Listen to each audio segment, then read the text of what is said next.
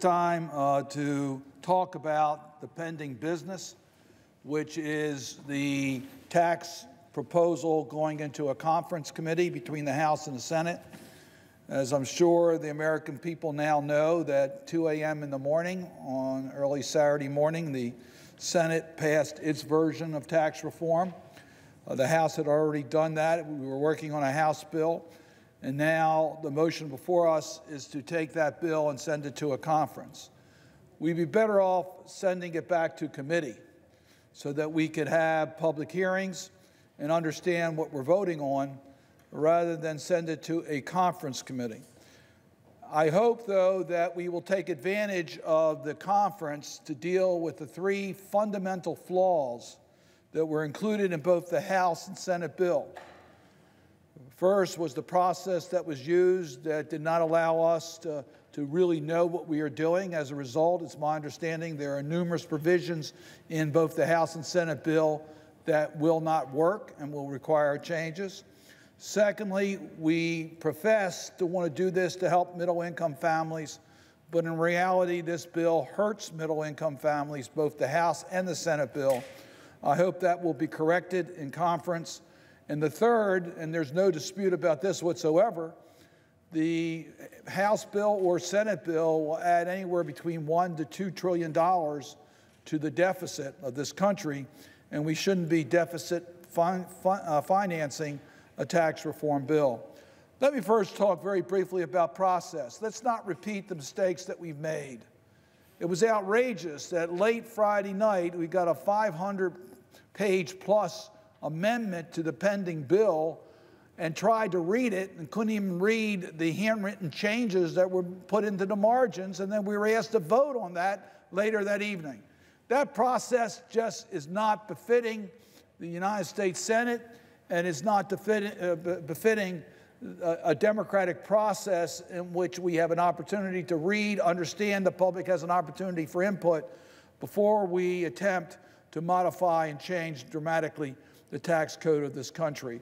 So I hope the conference committee will have a very open process, that there will be opportunities for input, and that we all will understand what is being done. Secondly, it's critically important that this bill be corrected so that it really does help middle-income families. This bill doesn't do that. It provides massive tax cuts for the wealthy and significant cuts in business taxes, which are made permanent, while the relief given to middle-income families is temporary, and many middle-income families will end up paying more in taxes. That's either the House bill or the Senate bill. It has that fatal flaw. Now, one of the premises here is that if we give businesses big tax cuts, they're going to take those tax cuts and give workers higher wages. That just doesn't happen. There has been significant profits by American companies. But we've seen in too many of those cases, those profits have gone to buy back their stock and to increase the value for their shareholders. That's their right to do that. But we shouldn't be pretending that we are going to be cutting taxes to help workers of these companies, when in reality their first priority is going to be the shareholders and increasing the value of their stock. We need to make sure that this bill at the end of the day will help middle-income families, and that's our focus, not either the House bill or Senate bill that focuses on our most wealthy taxpayers and the business community rather than focusing on middle-income families. And then third, the deficit. And here I find this unconscionable. I just lay this out. I find it unconscionable that we work to say that the deficit is hurting our country, and we need to work together to rein in the debt of America, and yet we find the Republican Party prepared to acknowledge a $1.5 trillion deficit in their budget instructions. In reality, the deficit, if this bill were to become law as passed by the United States Senate, would increase the deficit by $2 trillion if you extend all the tax provisions. And even if you accept dynamic scorekeeping, which is changing the rules, $1 trillion of deficit. So under any of the assumptions, we are adding to the debt. That's just plain wrong. if our priority to recognize that our debt is something that is wrong for our children and grandchildren, that we're wealthy enough today to pay our own expenses, then we must make sure that the bill that returns from our conference committee does not add 1 penny to the deficit. And that should be a commitment that we're all willing to make. But let me also bring up a couple other issues that I hope the conference committee will take a look at. The Senate bill includes the elimination of the required coverage under the Affordable Care Act. Now, what does that mean? Well, it means that when it's fully implemented, 13 million Americans aren't going to have health coverage.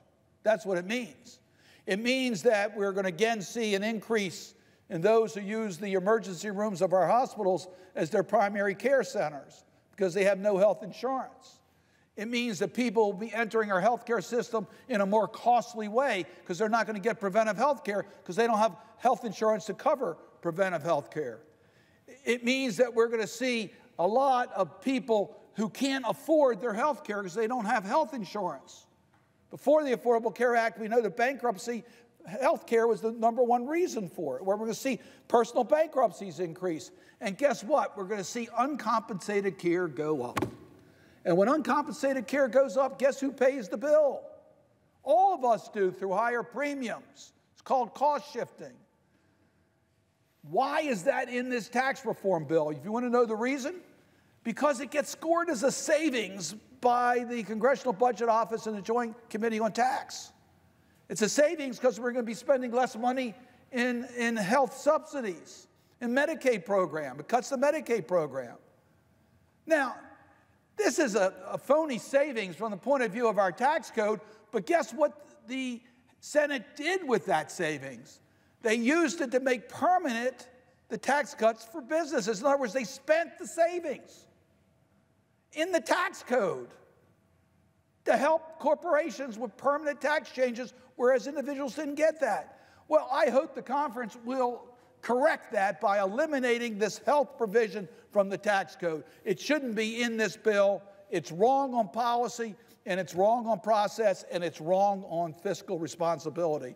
And I hope for all those reasons that provision will be eliminated. Then the bill passed by the Senate includes another provision that shouldn't be in a tax reform bill, and that's opening up Alaska to drilling. First of all, the policy is wrong. We should protect this pristine area of our nation. Secondly, we don't need more sites for fossil fuels. We know that our future is in the renewables. Our future is in a more carbon-friendly environment. So from that point of view, it makes no sense. And then from process, putting it in this bill makes no sense at all. So I hope my colleagues will correct that mistake that's in the Senate bill. And then both the House and Senate bills still have an assault on state and local government in so many different ways. We make it so much more difficult for state and local governments to handle the problems in our community. I was speaking to the mayor of Baltimore this week about our problems on public safety. I know that the challenges our Maryland General Assembly will incur in January in dealing with transportation infrastructure and dealing with public education and dealing with the challenges of our environment. All those issues are going to be more difficult for the state of Maryland and all of our states and all of our local governments and our municipalities to be able to handle if either the House or Senate bill becomes law.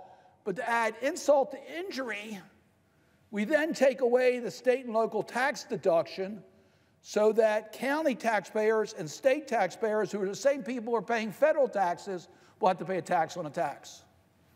You know, Senator Wyden brought to my attention something that's pretty fundamental. On the first income tax that was passed by the United States Congress, the deduction that they allowed was for state and local taxes.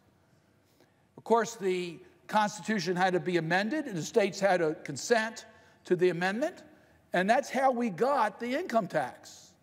It was a fundamental decision made that under federalism and respect for the different levels of government, that we wouldn't impose a tax on a tax. And now, over 150 years later, we're talking about removing that deduction. That's outrageous from the point of view of the Constitution. and the principles in the Constitution on federalism. There's also some consequences that I'm sure my colleagues haven't thought about as to what impact that's going to have on property values, what impact that's going to have on a lot of other issues. They haven't thought that out, but it's just wrong from a policy point of view.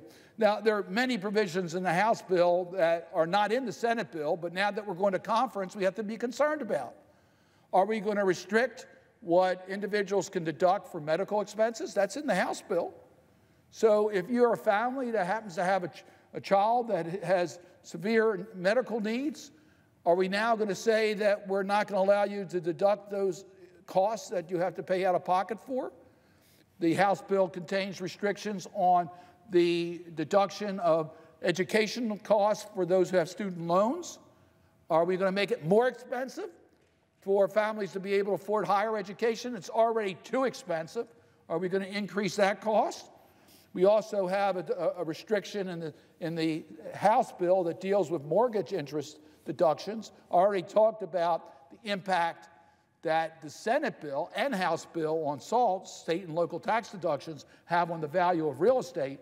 But we restrict the deductions on mortgage interest, it has even a more dramatic impact on property values.